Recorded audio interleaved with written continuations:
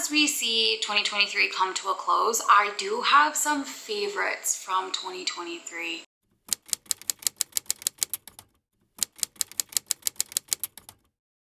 I'm not going to include the books that I have read in the month of December, just because I'm going to do a December wrap up and I don't want to talk about those books twice. So these are the 2023 favorites from January to November. And yeah, this is what we're doing right now, okay? So I'm going to go through all of the favorites that I have accumulated. I have so far, as of this moment, I have read 102 books this year, and I'm still hoping to squeeze in like a couple more, but I've read 102 books this year. I've narrowed it down to 23 of the books that I really liked, and I categorized them by I really liked these books by how often I spoke about them, as well as how often I think about them, how often I find reasons to bring them into conversation. So that's pretty much the criteria that I have, is basically like what books were I obsessed throughout the year over. So yeah, so I have a list. Well, not a list, but I have a pile.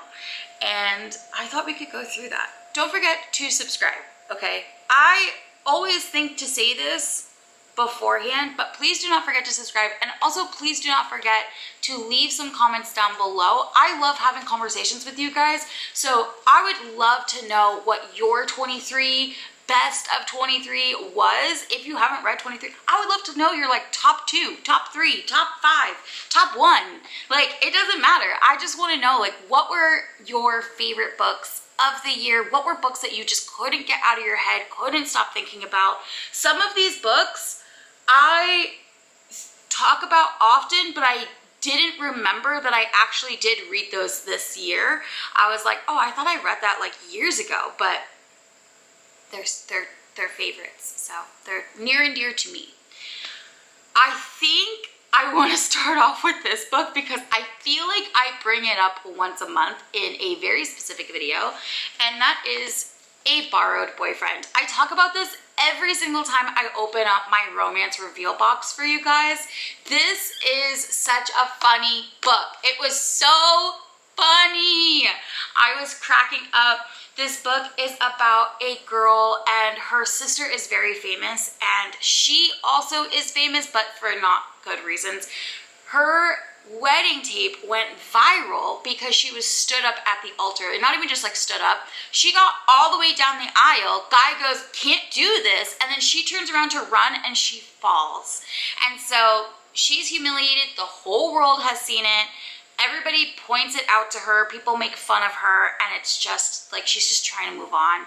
And so her sister basically makes this comment that like she's not dating and she should set her up or something like that. And then she's like, I am dating. I am seeing someone. And so she hires this fairy godmother agency for a fake boyfriend. And it's funny. It's entertaining. Obviously, at the end, we all know what happens, what leads to the great ending of a fake dating romance, but it was cute and I really liked it, and I do recommend this. I got this in my romance reveal box. I talk about it every single month, so this is one of my favorites of 2023. I thought it was just so funny. I love a funny rom-com. The next book that I'm going to talk about is Spells for Lost Things. This is by Jenna Evans Welsh. She wrote Love and Olives, Love and Gelato, Love and Luck, like that whole love series. She wrote those books. I haven't read them, but I own them, and I'm pretty sure I'm gonna read them now because this was so stupid cute.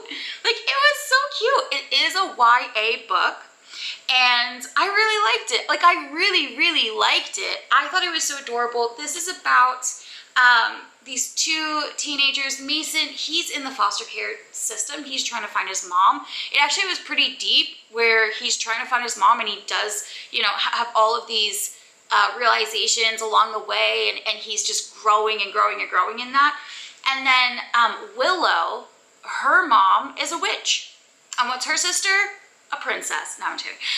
But she finds out that her mom is from this family of witches, and she is trying to find out answers in her own life, and they come together and they join forces, Willow and Mason, and they spark this friendship, which turns a little romantic. So I really liked this book as well. I thought it was super cute, and I thought it was really great how they touch upon pretty serious things that young kids deal with all the time.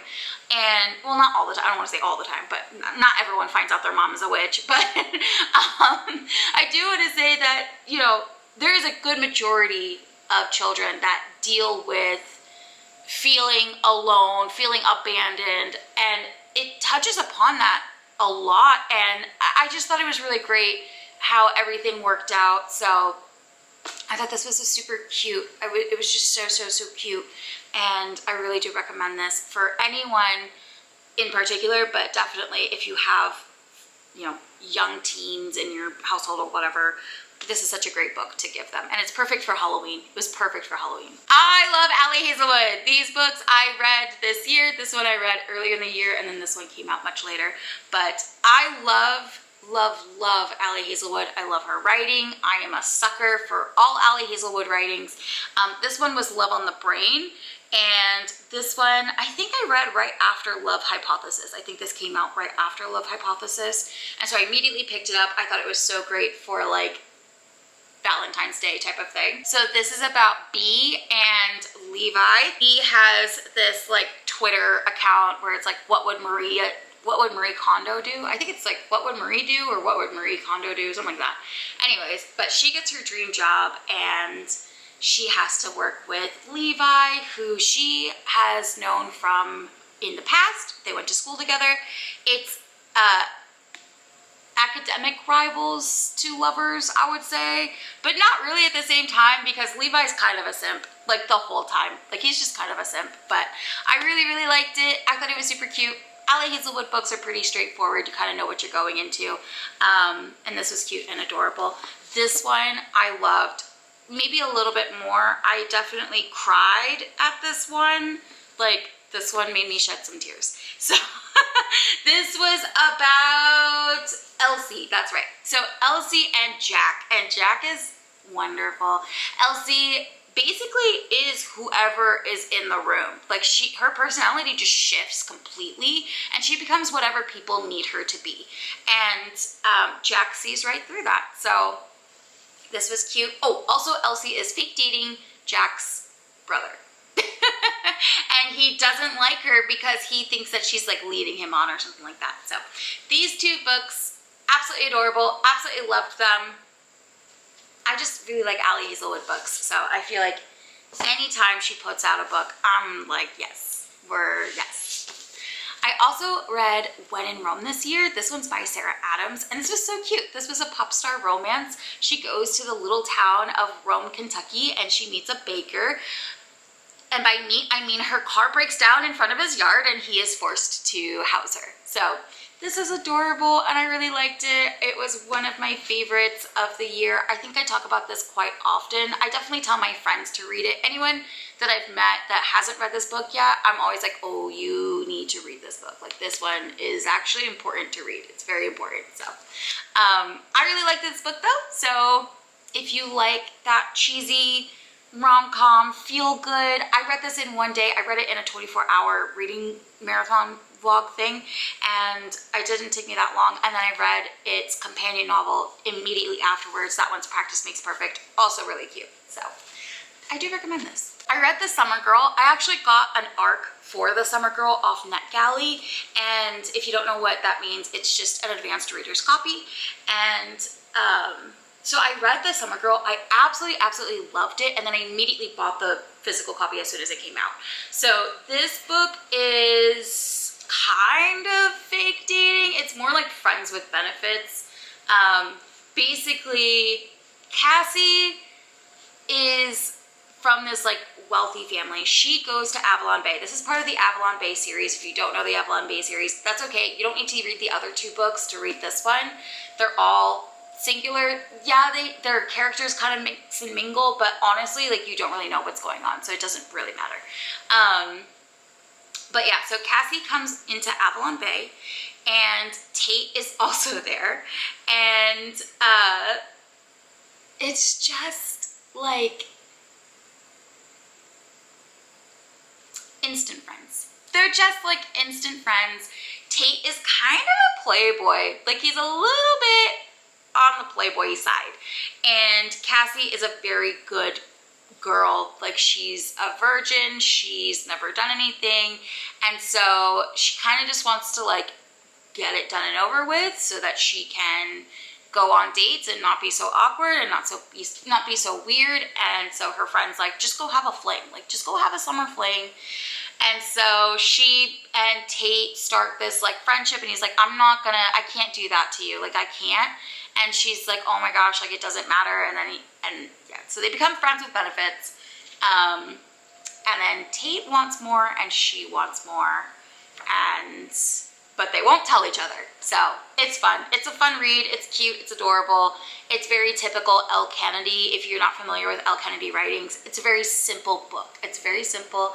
It's very fun. This is definitely a book that I would take with me to the beach and just like read while out in the sun. So I liked it. I liked it a lot. This book changed my life. I read Book Lovers by Emily Henry. So Nora and her sister Libby go to Sunshine Falls, North Carolina, because Libby read this book, and in the book there's Sunshine Falls, and she finds out that it's a real place. So she's like, we've got to go, like, please, please, please. Libby is super pregnant, and it's just like, please, can we please go? Like, this is a lifelong dream. And so Nora agrees. Nora is a typical New Yorker. She is like the opposite of Hallmark movies. She's the big city girl that big city guy leaves for small town girl. And it's kind of like a joke at that point with her. And then she meets Charlie. Charlie is a book editor. She met him in the prologue, but then she meets him again in Sunshine Falls, and they go on doing this bucket list that Libby has given her to complete, and they go off to do this bucket list together, and it's super cute. They start to become romantic. It's very sweet. I do recommend this. I really liked this. I really liked the subplot a lot, maybe even more than the romance. I loved the subplot. Emily Henry does a great job writing such amazing characters that are very versatile and very 3D, and I loved everything about this. I read Then She Was Gone. This is my first thriller, I think, that I'm bringing up in this video. I don't have many thrillers. I think I only have 2, maybe 3.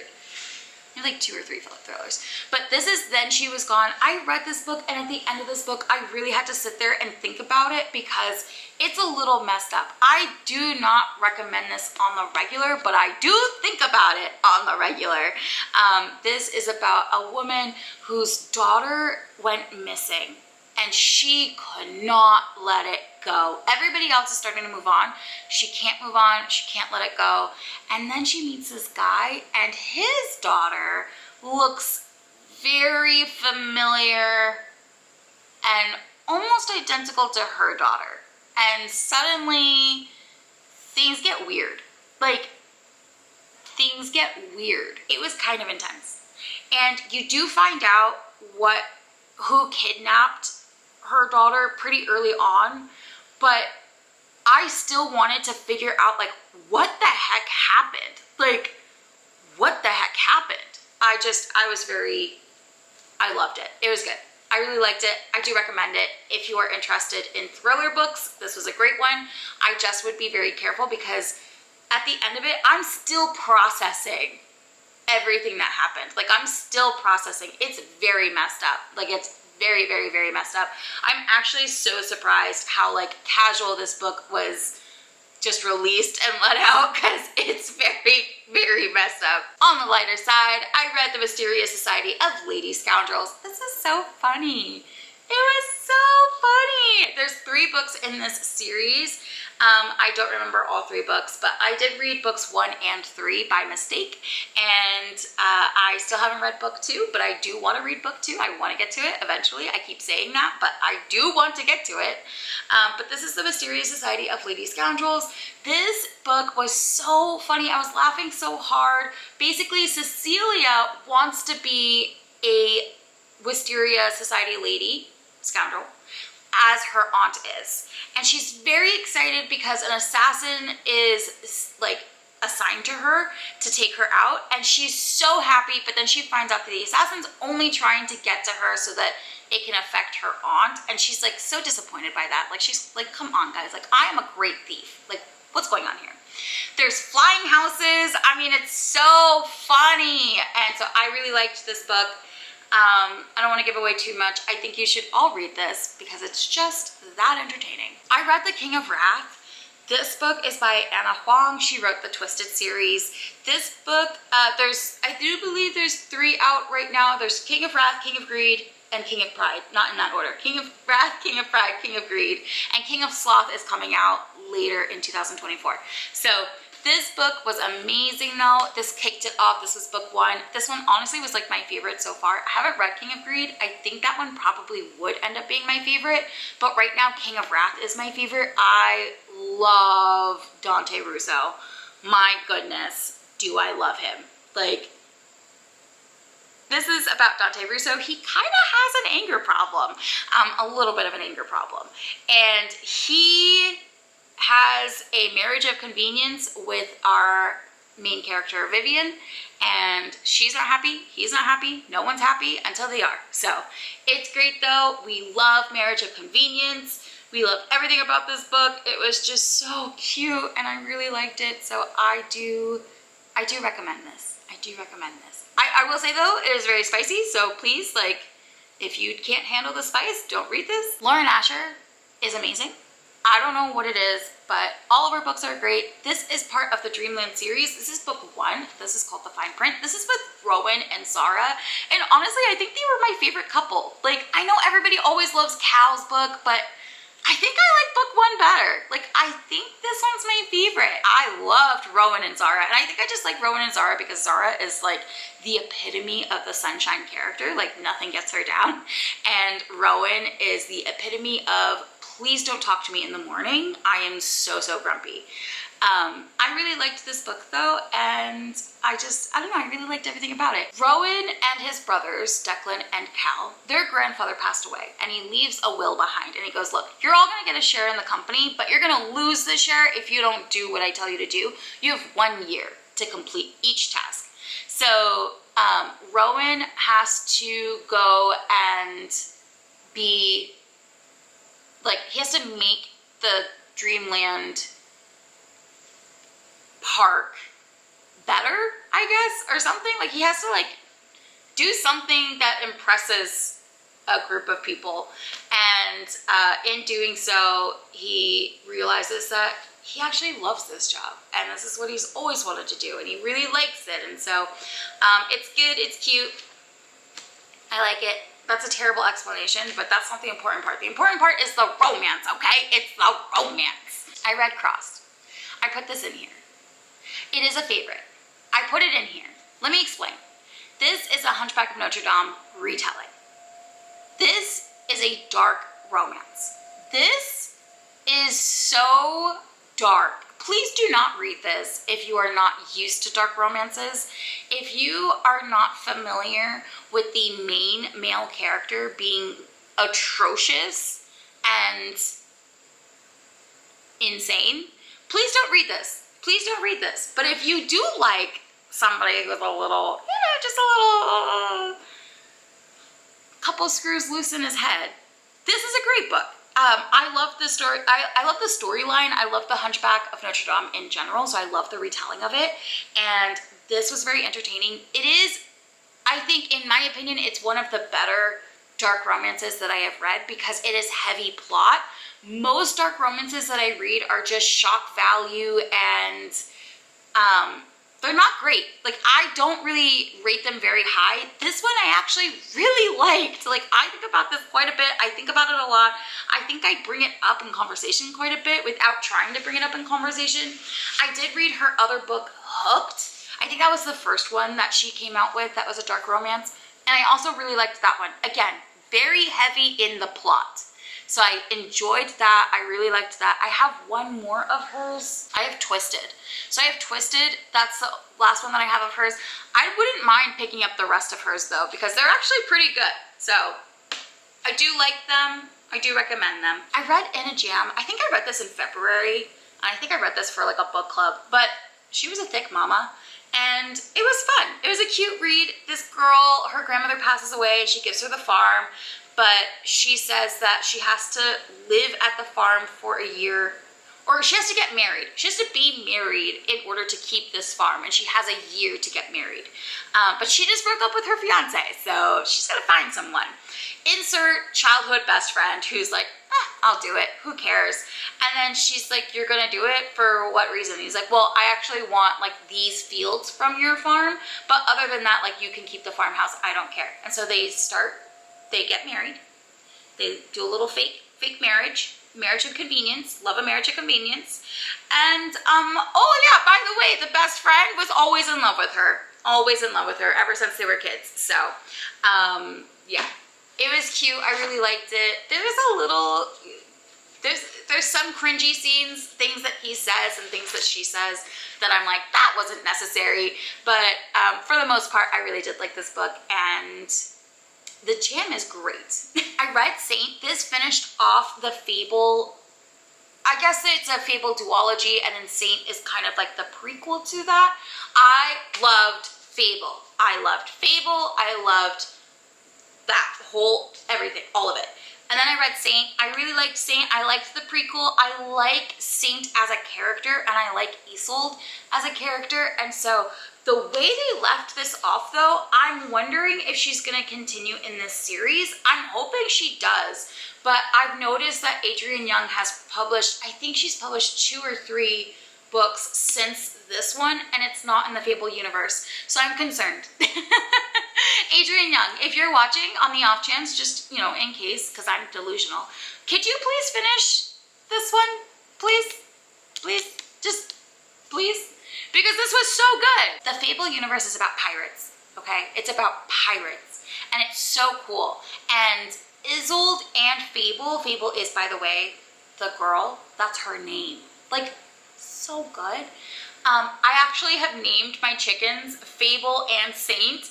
I have 3 chickens. They're Stella, Fable, and Saint, because I love this series. Like, I love it so much. Saint leaves his daughter on an island, and it's just like, figure it out. And so she does. She figures it out. She goes and sees him, and he's like impressed. Fable and her mom Isolde are gem sages, so they can like feel the vibrations of gems underneath water, and that's how they can get them. However, people kill those gem sages because they can tell whether a gem is real or fake, and there's a lot of people passing off fake gems. So they don't want the gem sages, and they kind of have this thing that happens that I can't tell you about, but please read the series, okay? Don't read Saint first, read Fable, and then read the book after Fable, and then read Saint, okay? Do that. I read The Do-Over by Lynn Painter. I also read this in February, I think. Somewhere around that area, that time frame. But this was so cute! Oh my gosh, it was so stinking cute! I loved it. This is a Groundhog's Day romance. I love a good Groundhog's Day romance. It's very short. It's very quick and to the point. But basically this girl has to relive this day, and in it, she keeps running into this guy. I thought it was gonna be canon that they were both stuck in the groundhog, but that's not true. That's not what happened. So she is going over and over again with this guy, and they have like this amazing time together, this amazing day together, and then she finds out some things, and she's kind of heartbroken, but then the loop stops, and she doesn't get to make it right, and she doesn't get to go back and apologize. And so she's like devastated, but it's so cute. It's so cute. I couldn't stop smiling when I was reading this book. I loved it so much. I do recommend Lynn Painter books. She is a YA author. She's written The Do-Over, and she's also written Better Than the Movies. Both of them were fantastic. I just love her writing. I absolutely love her writing. So please, please, please, just check this out. Look into it, okay? I read Adelaide. Adelaide is from the series My Friend Made Me Read It. This one is from Haley Barber made me read it, and it was so good. I was crying pretty heavily in this book. Like, this book, it made me cry pretty heavily. I gave it 5 stars pretty much immediately. I knew this book was never gonna leave my thoughts. Like, I knew it was never gonna leave me. I knew I would never not think about this book, and I was right. I still think about this book. I still talk about this book. I still bring this book up. I still want to bring this book up. Like, it was so, so good. And this book is about a girl. She starts seeing this guy, and the whole book is their relationship and how he is trash. But she is trying so hard to be a better person, and it's just about her getting her self-esteem and her self-confidence and just raising all of that up. It's phenomenal. It's phenomenal. I do recommend this book for literally anyone. Literally anyone. I read The Hacienda. This was a book of the month pick. I read The Hacienda by Isabel Canas, and this was so good. I really liked this book. This book is about a girl during, I think it's right after this war. Her dad was on the losing side, and so they exiled him, burned her entire house. Her and her mom went to go live with their cousins, and or her cousins, her mom's sister, but her cousins. And so they went to go live with them, and they were not on the losing side, so they kind of make her feel less. And so then she gets married to this guy, very wealthy guy. She moves into his home, and his home is haunted by his late wife.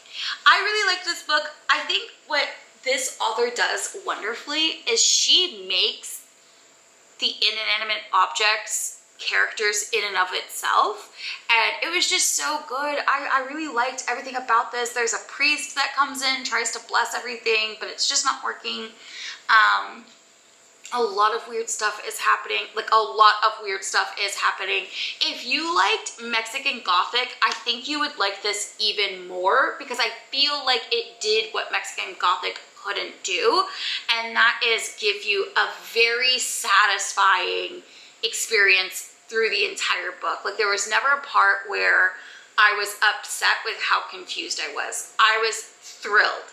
I was thrilled because I just wanted to know what was going to happen. I wanted to know what was going to happen. Wanted to know what was going to, however you say that, I wanted to know what was going to happen next so badly that I just continued to read it. It was really good. I really liked it. So I do recommend this for anyone who likes Mexican Gothic. I recommend this book. It was one of the good ones. I read Other Birds. I don't know why I picked this up. I kind of just picked it up. I was like, you know what? I just kind of want to read something. So I read this book. I'm so glad that I did. It was cute. I didn't realize that it was fantasy, and I don't even know if you could classify this as fantasy. It was just kind of like mystical. There's an imaginary bird. She's invisible. You can't see her. And she follows around our lead character, and she's got to clean out this condo. She moves into this condo because that's where her mom lived. There's a death on the premises, so she goes and cleans out that lady's condo and gets it ready for her son, who says he does not want it. And then she kind of just starts this like random text friendship with him. It's super cute. It's amazing. I really liked this book altogether. I thought it was great. I liked the friendships. I liked the ghosts in here. I thought the ghosts were so funny. I really liked the kooky groundskeeper guy. Like, it was just, all of it was amazing. I do recommend this. It was a very cozy read. This is definitely something that I would just curl up and just read. It's not really one that I expected to like this much. Like, I mean, no offense to Sarah Addison Allen, I did not think that this was going to be as good as it actually was. I kind of just thought it was going to be an easy 3-star read, which were like cozy reads for me. I didn't realize it was going to be an amazing read, so I was pleasantly surprised, and I hope that you are too if you do pick this up. It's actually really cute, it's adorable, and it's fun. It's very fun. I also read The Bodyguard by Catherine Center. I read this because everybody had been talking about her latest book that came out, which I can't remember the name off the top of my head, but it's about this girl who can't recognize his faces or something like that. This one's The Bodyguard. Our main character is the girl. She's the bodyguard, and he is like a famous actor, and so she is assigned to him. He's got a lot of crazy stalkers, so she's assigned to him, and he's got to go to his family, but he doesn't want his family to know that she's a bodyguard, so he tells her to pretend to be his girlfriend. So there's a little bit of fake dating. His mom is sick, and like very sick, and so he wants to go and be with his family and like enjoy them, but he also doesn't get along with anyone in his family besides, I think, just his parents. Like, he and his brother definitely butt heads so much. Like, they are not friends by any means, and so there's a lot of struggling with that, but I did really like this. It was really cute. I really liked the ending. The ending was so adorable, but I recommend this book. It was quite cute, quite adorable, and if you want like a funny rom-com, this is perfect for you. This is my top 4. Okay, we're gonna go through these books. These are my absolute favorites of my favorites, okay? At 4th place, we have Riley Sager's Across the Lake, The House Across the Lake. This book was so twisted. I did not see anything that was coming. This is about an author. She goes to this lake house that her family owns, and she witnesses the disappearance of this woman. And at first she's like, well, maybe it's not a big deal, but then she's like, maybe it is a big deal. She thinks that possibly that woman's husband has something to do with it. So she starts a little investigation. Also, she's kind of a bit of an alcoholic, so it was so, I wasn't expecting anything. I really truly thought that this was going to be a straightforward thriller, but when I tell you that my jaw literally detached from my face and fell all the way to the floor, I was not expecting this. Like, I just was not expecting this, and it was amazing. It was so good. I really liked it. I really recommend it. Yeah, it was just fantastic. I can't say anything else about it because I kind of want people to go in not knowing what to expect, but just expect that it is, you're not gonna get it, okay? Trust me, you're not gonna get it. I didn't get it, you're not gonna get it. And I get a lot of things, you're not gonna get it. In 3rd place, I don't even know if I can say that this is 3rd place. I feel like these last 3 books are all tied for 1st place, but if I have to, I'm gonna say 3rd place. The Cruel Prince. I love this whole series. The whole series was amazing. I'm just putting up the 1st book because I just want to like not hold all 3 books, but all 3 books, okay? All 3 books. They're all 5 stars. These were amazing. They were so fun. This is a YA fantasy. I loved this book so incredibly much. This is about Carden and Jude, and if you have seen the fan edits that people have made, I was living for them before I read the book. And then I read the book and I was like, oh my gosh, it was so good. It was so good. Basically, Jude is a human. Carden is fae. And Jude lives in Carden's kingdom. And they are enemies. They do not like each other. They constantly are trying to kill each other. He is awful and amazing at the same time. Like, I love him. I think Holly Black is one of my new favorite authors. Like, she can just do no wrong in my eyes right now. So this was fantastic. This is amazing. Please read this book. Please read the whole series. Please just read that because it was so good. I really liked it. Like, I liked it so much. It was so good. In 2nd place is also another series, and I think you can tell what it is gonna be. The Once Upon a Broken Heart series. Oh my gosh. I love this series so much. I was bawling my eyes out when it came to book 3. Can I just say that Stephanie Garber really took this series to the next level. Like, Caraval was fine. I was fine with it. I say it all the time, like, it was fine. It's not amazing, it's not bad. It was fine, like it was just fine. This book, however, wow, wowie, wowie, wowie, wowie.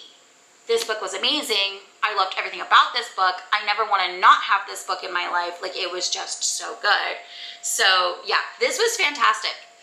Absolutely 100% phenomenal, fantastic. I loved it. It was everything I've ever wanted in my life, ever. So it was great. I recommend this. This is about Jax, the Prince of Hearts, and Evangeline, the fox. Oh my gosh, it was so good. Anyways, Evangeline is in love with somebody else, and then she's in love with somebody else again, and Jax helps her. I can't get over it. I can't get over it. I can't. I don't want to. I don't want to get over it. It was so good. It was just so good. I'm like thinking about certain scenes from that whole series, and I'm just remembering, like, I'm remembering Luke, I'm remembering Jax, I'm remembering Apollo, I'm remembering all of those things, and I'm just like, oh my gosh, that was so good. That was just so, oh, it was so good. Was it good? Yeah, it was actually. Thank you for asking. And in my final book, the final 23 book of 2023, this is book number uno. I loved this book so much. This book was everything. This book became my personality. I am, of course, talking about Happy Place by Emily Henry. This book tore me apart. I went through my tabs the other day just to like read some of the things that I highlighted and go through it, and I started crying again. Immediately, I started crying again. Immediately, there were tears being shed. I had such a hard time with this book because it was so good, and I just sobbed. I just sobbed. And let me tell you something. I don't think I have ever come across a book that perfectly encompasses just what it's like being an adult, having friends that live in faraway places. My two best friends, one lives in Dubai, one lives in Colorado. Like, it's just, to have this book, you've got your two main characters, Harriet and Wynne. They were together and then they weren't together. And Harriet is still hung up on Wynne, and she just can't let it go, and there's so much miscommunication, and she's trying so hard, and her friends invite all of them to her happy place in Maine at Knott's Harbor, and she's there, and so is Wynne, and Wynne says, look, I don't want to ruin your friend's day. They just got engaged. I don't want to ruin this, so can we just pretend to be together for a little bit, just for the weekend, and then we can go our separate ways, and we'll tell them that we broke up, and it'll be fine. Because none of their friend group knows that they broke up. And so they do. They fake it. They fake it for a little bit, and then things are said. And she makes pottery, guys. She makes pottery. Yeah. Sorry. Those are my 23 favorite books of 2023 that I have read this year from January to November. I didn't include any of the books from December. You will get my December wrap up in January, per usual. But other than that, I really loved this, guys. I loved this year. I loved everything about this year.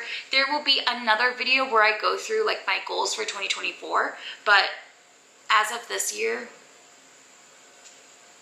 I loved it. Like, I loved it. So, anyways, thank you guys so much. I want to hear about your favorites. I want to know all about it. Don't forget to subscribe. Don't forget to do all the things that help the video. I love you guys so much, and I really appreciate you hanging out with me this time. It's crazy. It's just, yeah, it's been a good time. So anyways, I will see you guys in my next video. Goodbye.